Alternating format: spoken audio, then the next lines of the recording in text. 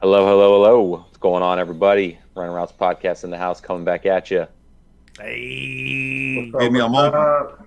Running. Season's over. Come Off season, we're here. Free agents moving. Trades happen. Getting ready for the draft. It's a fun time. Football. It's an interesting time. Big football time for It, us diehard fans. it big, never stops. It never huge stops. Caroline, huge. How you doing, boys? Doing great. How you doing, Bray? Doing good. Doing good. Good, good. Everything's good. Life is happy. What about you, Nikki? I'm good, fellas. Good to be back. Good to start another season off. Let's get it. All right, let's jump into some of these trades. We'll start with a little bit of the lower edge ones till we jump into the big number one that obviously traded for that number one pick. But we'll start a little softer. We'll just go with the Elijah Moore going from the Jets. He's getting his freedom he wanted. He wanted off the Jets. He's going to the Browns. Jets gave Elijah Moore and an early third for an early second. They get the number 42 pick, which is, that's number 10 in the second round. That's a good pick. Very But good. Elijah Moore gets his freedom. He gets to prove himself. He's got a good quarterback there with Deshaun Watson. Um, they needed it. They needed some pass help there. They just had Amari Cooper basically last year and Jonathan Peoples-Jones, so that'll help them out. How do you guys feel about it? I like it. I mean, you're letting the guy go and be happy and go to a team that wants him, and obviously there's not going to be no friction there. So the player wins and the player gets to leave. And I think the team gets compensation for using the pick that they used to acquire him to begin with. They get a third round pick, which potentially could be a starter. And the Jets usually are very good with their drafts and drafting guys. So I think this could potentially be a win-win for both sides. Very rarely do you see a trade like this where it benefits both sides, and I think they went and signed a lot of receivers. Then they just traded, or not traded, but they just signed McCole Hardman, and there's a lot of upside with him potentially being a big guy, a big play guy with big play ability to take the top off down the field. So I think the Jets, it's a win-win. So now the Jets could take this third round pick and go out and go and get a position of need or top talent in the draft and not worry about passing on it because they got an extra pick. So I think this could be a potential win-win for both sides. Yeah. I'm normally, I'd say this is the team where players go to die in Cleveland, especially in the wide receiver category. As shaky as Deshaun Watson looked coming back, from all the missed time, it's kind of hard to say what it's going to look like next season as far as the offense and as far as a guy like Elijah Moore being able to fit in. Um, I'm not a huge fan for the Browns as far as Elijah Moore going over there, but for the Jets, I think it's a win. Definitely getting an earlier pick in the draft, and they've added some weapons. They still got Garrett Wilson. Getting McCall Hardman, like you said, is a huge pickup. Um, so I do like it for the Jets. I think it's a win for the Jets. I think it's a loss for Elijah Moore. But I think Eddie's right too. It's a win-win. I think the Browns win with a skilled player like Elijah Moore, but I don't think it's going to work out the way it seems. I agree with both of you guys. I think it's a win-win, and I agree with you, Nick. I think it is a loss for Elijah Moore, but I think Deshaun Watson, that matchup is gonna work favorably. I think it's gonna be a good thing for the Browns. The Jets probably got a steal getting a second rounder out of them for him. And you give, a talented kid in Elijah Moore another opportunity. And hopefully he can make the best of it. He can kind of slide into that Jarvis Landry role. Obviously, he was very successful within that Cleveland Brown offense under Stefanski for quite some time before leaving to New Orleans last year. So, yeah, I think there's an opportunity. I could see him putting up 700 yards receiving, maybe 6 to 8 touchdowns, which would be plenty considering what Brady said with Donovan Peoples-Jones. He had a good breakout season for him last year. And, of course, Amari Cooper is going to come business as usual and do his thing. So I like it for the Browns. Potential. I think it's a little steep of a price. I agree with you guys. But definitely a win-win in my book. All right, I like it. Let's keep ball rolling though. Let's go into Cowboys making a little bit of noise here, getting Stephen Gilmore from the Colts for a fifth round compensatory pick, so late fifth round pick, at the back end of that. And then they also got Brandon Cooks from the Texans. for their 5th rounder and then next year's 6th rounder as well. So paying a little bit more for Cooks than you did Gilmore. If this was 3 years ago, I'd be super hyped for the Cowboys. But based off of what they've been doing, it's like, all right, it's a fair price for both these guys. They're on the back end of their career. It's worth taking the risk to see if they can do it. Similar to like picking up T.Y. Hilton late in the season last year. Older dude, but if you get him the ball at the right times, he can make magic happen. Similar with both these guys. Don't rely on Stephen Gilmore to be a lockdown corner, and he'll be a stud for you. Yeah, I mean, for me personally, I have to agree with you, Brady. I feel like if this was a couple years ago, then this is a prolific trade.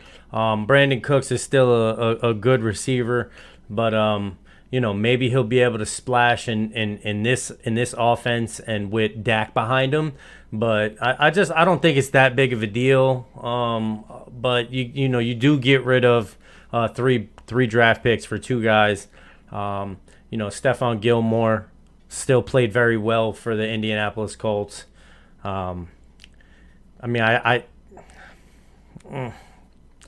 think it's a win for Dallas. I think it's a win. You give up the back half of your picks, and you get starters in turn, which I don't know that with those picks you're going to draft starters every time at these positions and things like that. So I gotta say, being the Giant fan that I am, I guess win for Cowboys. I'm both trades. Repeat to me one time what they traded for Gilmore. Gilmore was a 5th round compensatory pick, so a late 5th rounder, like back end of 5th, almost a 6th rounder. Not as mad about the Gilmore pick. Solid corner his whole career, definitely getting on the back end of his career. But I think fair price for sure. Like I agree with Eddie saying, you're probably not going to get a starter in the 5th round. And if you do, that's a gem. So, but for Brandon Cooks, I don't like it because not only does Dak Prescott give the ball away, but so does Brandon Cooks after he catches it. Has a tendency to fumble the ball. Also has a tendency not to stay healthy. Smaller guy. So I don't think it's that big of a splash. They've had studs on the offensive side of the ball, and Gallup and CeeDee Lamb and Dalton Schultz. I mean, they've had talent all the way across the board. I don't see a guy like Brandon Cooks coming in and making them that much better. I like the Stephon Gilmore. I think he can bring a lot of leadership, a lot of veteranship to the defense, help out some of them guys, some of the talent that they already have. But as far as the Brandon Cooks, no, I think that's a loss for the Cowboys. But the Stephon Gilmore, I'm not mad. Yeah, I've pretty much have the same feelings as you two. I think the Gilmore one, I agree with you, Nick. I think that's more heady. I think he's going to bring nice intangibles to the defense, which was excellent last year. They're probably going to lose Anthony Brown, so he slides in there. He gives them more of a physical presence. And teams were throwing away from Trayvon Diggs last season. They were going after whoever was man in the corner for the Cowboys over there all season long. It's going to make people think a little bit harder with Gilmore being over there, obviously on the tail end of his career. But getting him for a 5th-round pick, team that's in win-now mode, I think it's smart. The Cooks thing, I feel similar to you, although I do think it's an upgrade from a T.Y. Hilton. I think T.Y. Hilton was gassed out. They were lucky to get those 3 or 4 catches that they got from him last year to have a couple splash plays. I think Cooks in the right setting where he's not the guy, which is going to be the case here in back of CeeDee Lamb. I think he can put up similar numbers to what I was talking about with Elijah Moore. He can easily put up 800 yards receiving, maybe 4 or 5 touchdowns, and just give them a little bit more speed, a little bit of vertical threat that they really didn't have a lot of last year. So I'm lukewarm on that one too. When I saw that one happen, I agree. A couple years ago or prior, that makes a little bit more of a difference. But we all talked about all season long that the Cowboys needed more depth at the wide receiver position. So you have a nice veteran to be there, and you can go address it a little bit in the draft and some of the later rounds and see if you can snag some little better guys. So I think it's both wins for the Cowboys, the Gilmore being a heavier win. Yeah, I mean, yeah. I think Cooks is an absolutely phenomenal rotational guy. If he doesn't have to come in and be the number 2, or number 1, then yeah. Oh, yeah. Definitely. Yeah, I mean, I'd I like to agree. go more. You guys brought up the veteran leadership thing. Worst case scenario, let's say he's not fully ready or he gets hurt. Then you get a Richard Sherman at the Buck situation where he just ends up being a coach, leader guy, teaching these young guys, the right ways to cover. So it could work out even with him not being fully healthy. I agree. Yeah, he's got the Super Bowl pedigree, obviously, and I think at this point in his career, he wants to be on a contender. I think that's why he went to the Colts last season from the Panthers because they were supposed to be good. Obviously, they weren't. So we'll Yeah. see. All right. Next trade that happened is the Raiders trading Darren Waller to Eddie's Giants there for the third round pick, number 100. So, latest third round pick, but, I think it's a pretty good trade. Giants needed a tight end. Not that Bellinger wasn't great for them, but having someone like Waller is dynamic and different and can change the game, especially when you need your quarterback. You need more passing out of your quarterback. He's a safe, reliable guy. He's hard coverage for 90% of linebackers in the league. So, Yeah, I mean, I love it. I think it was an incredible trade. I mean, if you think about it, it's literally the pick that we got for trading Tony. So, it's like it comes full circle now. Tony's where he wants to be. And, we got a guy, just like Brady was just saying, it's not that Bellinger didn't have a phenomenal year coming back from a very scary, scary eye socket injury that he had against, I think, the Baltimore Ravens. Don't quote me. But it was a crazy, scary injury, and he got past it. He came back. He played same year. Good for him in the New York Giants. But I don't think at all that this was to replace. But man, if you think that you could have Bellinger and Waller on the field at the same time, while you're getting your wide receivers out there as well, and you want to have Barkley in the backfield, throw him out in the flat. And you have elite speed at tight end and strength to try and help you get some blocks downfield. I mean, this is going to work out well for a lot of us. So offense is going to help, defense it's going to help. So I think that this was a great trade, and a third round pick. You can't. I don't think you were going to be able to replace that. So I think it was great, but injury prone. But we'll see. I like the trade for you guys. Me and Eddie talked about this when the trade went down, how we felt about it and everything. Obviously, a couple of years ago, I think Darren Waller was one of the top tight ends in the league.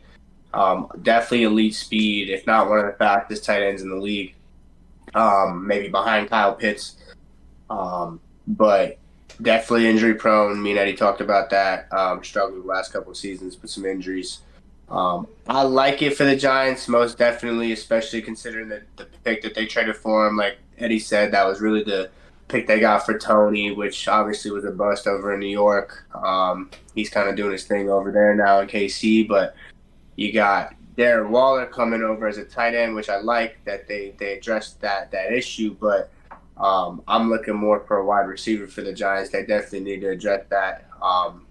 I think in the draft, most definitely, because I don't think just the tight end, especially with someone like Waller, who is known to get injured, if he goes down, then there's that wash. So hopefully they can add some more depth into the wideout position as well. But overall, I'd like the pick for them, or the trade for them, absolutely. I think it's a win. Darren Waller's a hell of an athlete, hell of a tight end, if he can stay on the field.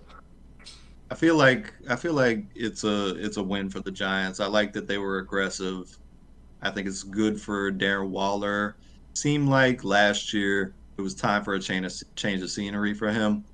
So I think fresh start. You guys, you're not missing the nail with injury prone and stuff like that.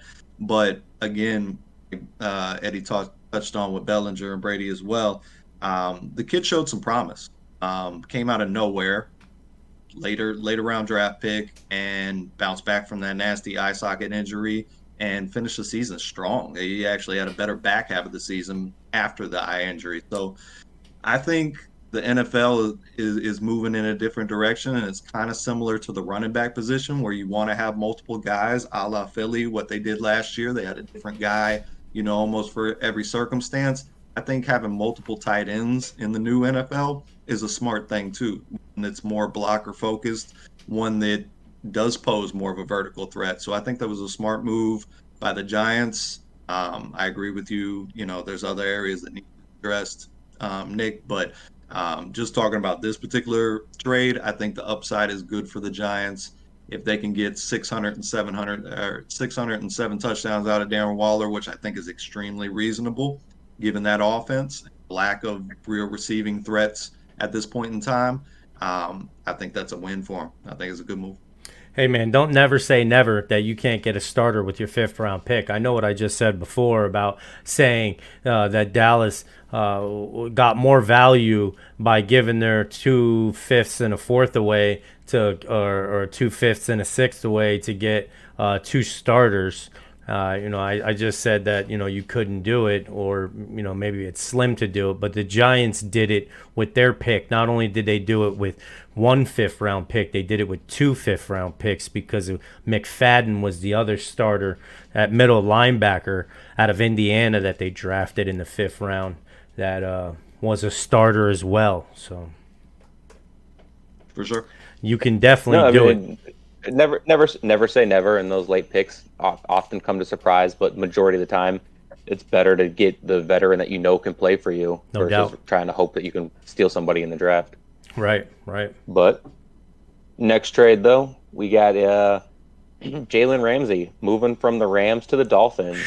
Rams trading away, obviously, Jalen Ramsey, and in return they get the number 77 pick in the 3rd round, and they get tight end Hunter Long with that. So Jalen Ramsey for an early 3rd and a tight end to help him out. So Ramsey, obviously, he's got a little bit of an attitude to him, and he can butt head with his coaches. We've seen it in Jacksonville. He started seeing it last year with him and his coaches. I specifically remember the Bucks game, I think middle of the season, when they just made a great goal line stop against the Bucks, and he was a big part of that. And then he gets to the sideline, and his coaches literally tell him, "Go, hey, get ready to go back out there. We're going to punt it away soon." And he goes, "What do you mean? We just saved the game. What are we punting it away? Just get a first down." And they're like, "Oh, well, it might not work that way." And so they're just basically telling him hey, you just get ready to play defense again. And he was, butting heads with his coaches then. So it's a good change of pace for him. Good new scenery. So maybe clear his head a little bit. He's not butting heads with nobody. Dolphins, obviously, that could be huge for them.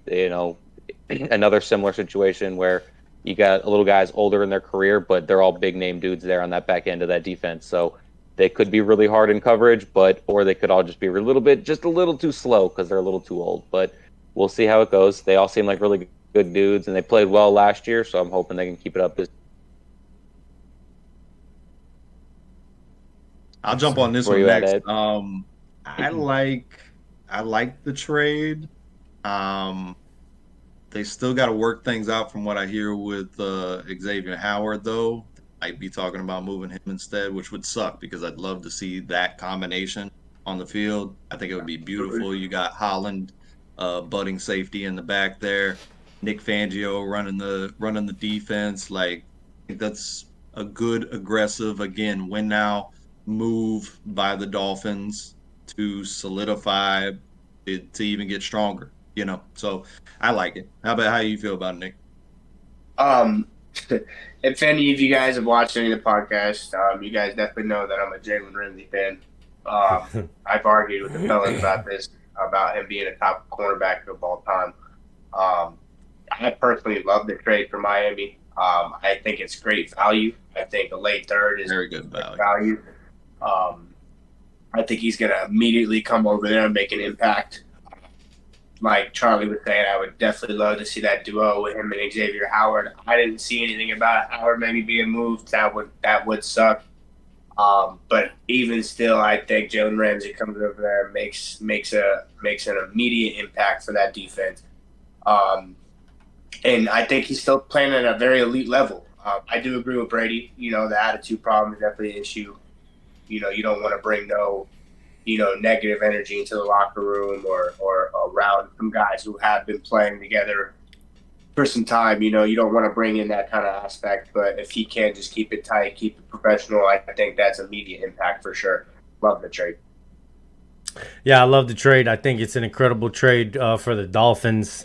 the value that the Dolphins gave up, which I would believe to be, 2 stars out of 5. That third round pick and their tight end. I feel like that they got a 5-star, 5-star talent in return. I mean, Ramsey is a stud. Yes, there's a little baggage attached to with him, but that's sometimes what happens when you get studs like this. This guy's really good at his craft, and now he'll be going to a winning team that just made it to the playoffs, and they're a playoff ready team, ready to go. He'll be happy.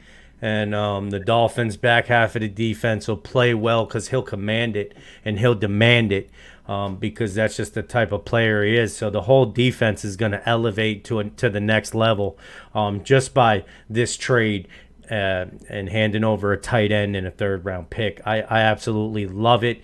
And I absolutely would have said that they did the best in free agency, but I'm picking another team, which we'll touch on in a minute. Yeah, I think overall it was one of the best trades so far in free agency at the beginning of this new year. My opinion. Absolutely. Oh. Brady getting chopped up. Yep, I'm getting choppy.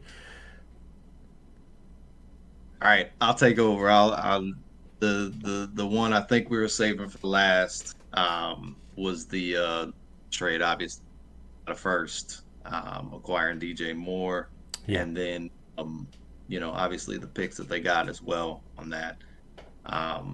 My personal opinion on it, it's a wonderful trade. DJ Moore is going to fit great with Justin Fields. All the plays, I believe, are going to mesh very, very well. I'll let you guys talk a little about it, but definitely a win for the Bears, hands down. Hands down, one of the best things they could have done. How you feel about it, Eddie? Yeah, I mean, for me, absolutely, this was the one that I chose. To me, the Bears won free agency with this because to me, them getting all those draft picks that they acquired from this trade is what really, what also not just this player, but all the now, top talent that they're going to be able to add to the squad. All they did was give up one pick, the number 1 overall pick, and then in turn receive the number 9 pick, the 61 pick, which is a second round pick. Okay. Yep. And then in the 2024, a first round pick. Okay. 2025, a second round pick. So we're talking about in the span of 3 years, they're just adding talent, extra talent that they wouldn't have gotten, all because of one pick. This is the most masterful trade that you have ever heard of just for the number 1 pick. I mean, the amount of talent that they're getting off. That's why for me, this was it. This was the one for me. I mean, look, they add Tremaine Edmonds, TJ Edwards at the linebacker position. I know some guys on the Runnin Routes roster, not a very big fan of Nate Davis, right guard. But, what he can do for you is either at depth or at least phenomenal rotation. And then some other guys, solid PJ Walker, solid Travis Homer, solid Deontay Foreman, solid Robert Tanya. To me, they won. These were my number 1 pick for winning the free agency, the Chicago Bears. And I think you're right, Charlie. This is going to be phenomenal also for DJ Moore and his career and the direction that this franchise is trying to go in. And I think Justin Fields wants to win and DJ Moore wants to win. So these guys are going to work real hard together. I think it's going to be great. How about you, Nikki? Yeah. I knew about the DJ Moore trade, but I was very unaware that they got they traded their first round pick, got DJ Moore, but they also got a second round pick or this year. They got a second round this year. They got a first for next year, and then they got a second for the year after that. Yeah. Okay. So Yeah. I mean, incredible value. Absolutely. And all they gave up was the number 1 overall pick. That's all they gave up. They didn't give up a player or nothing else. Which can very well be a bust pick. Depending on on who's taking who, on which team and what GMs taking.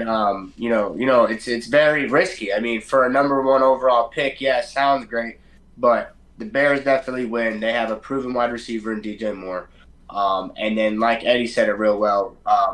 You got 3 years of excellent picks in the draft that can potentially lead to starters and then down the stretch. So definitely great value for DJ Moore. Do I like it for DJ Moore? I'm not thrilled. I do like what Chicago's been trying to do, making a lot of moves, getting TJ Edwards and all those draft picks. That's definitely interesting. I still don't believe in Justin Fields and what he's capable of as far as being an NFL quarterback yet. I know Charlie feels a little differently. I'm still not bought on him yet. Incredible talent for sure. No, not taking that from him. Definitely an incredible talent.